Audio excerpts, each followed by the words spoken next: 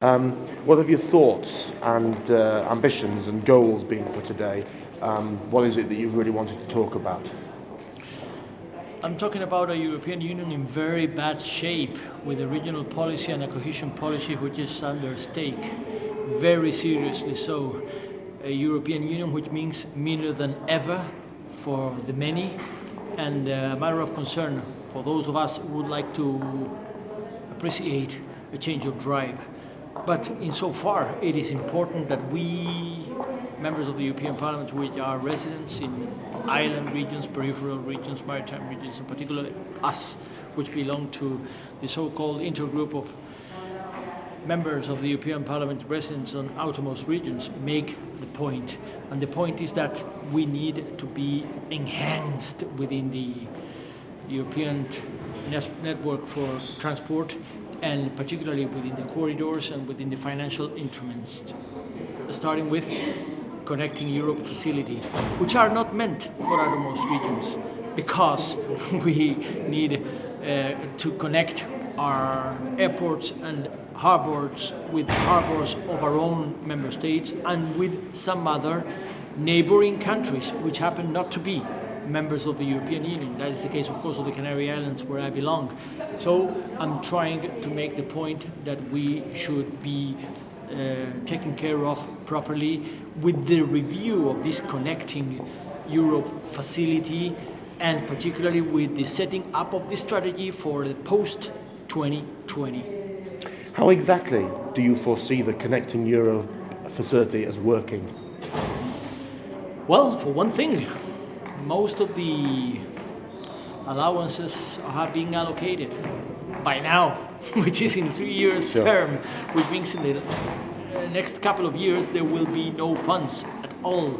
So we need to set up a revamp of the Connecting Europe facility to make it more powerful, and in order to cover all of the loopholes that have been set throughout this procedure, throughout this process.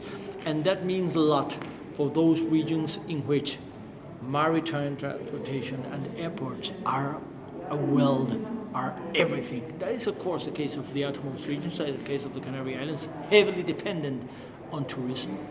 We are receiving 12 million visitors around the year, and with external trade and commerce, we would like to become a real hub connecting Europe with America and Africa. That is a strategic position. That should be an advantage for the whole of the European Union, but we need to be assessed through the process, and we would like to see it happening with a powerful commission which honors its own documents, because we have noticed more than once that there is a big contrast between what the European Commission states and what the European Commission does.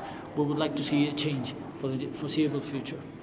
Accessibility appears to be the word at present. Can you explain to us a little bit about what that means as far as what you're talking about is concerned? But of course, every time we talk about regional policy, we talk about accessibility, we talk about competitiveness, and we talk about regional insertion of those regions which are heavily dependent on being connected with the rest of the European space of supranational integration.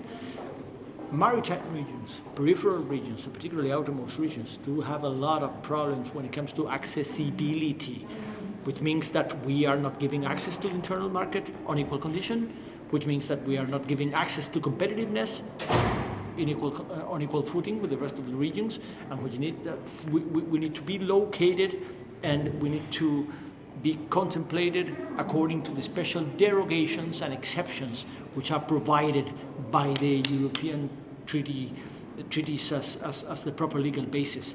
We, outermost regions, we have an specialized article, Article 349, interpreted by the European Court of Justice, which has said right that we are to be given not only a guarantee